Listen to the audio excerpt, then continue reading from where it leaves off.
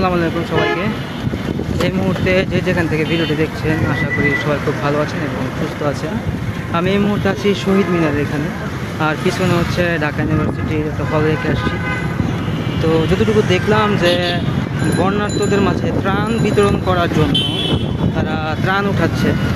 তো এই জিনিসটা দেখে খুব ভালো লাগলো আসলে, যে বন্যার্তদের মাঝে ত্রাণ বিতরণ করার জন্য সবাই ত্রাণ উঠাচ্ছে এবং ছাত্ররা। So which is very good news for us, for all Bangladesh. So এই নিউজটা দিলাম আপনাদেরকে। এই মুহূর্তে পর্যাপ্ত পরিমাণে ত্রাণ সংগ্রহ করা হচ্ছে শুধুমাত্র বন্যার্তদের পাশে দাঁড়ানোর জন্য এবং তাদেরকে সহযোগিতা করার জন্য। তো এই এক নজিরবিহীন দৃষ্টান্ত বাংলাদেশের আমাদের জন্য। সবাই সবার দিক থেকে যে যেভাবে পারছে সামনের দিকে এগিয়ে যাচ্ছে এবং ত্রাণের জন্য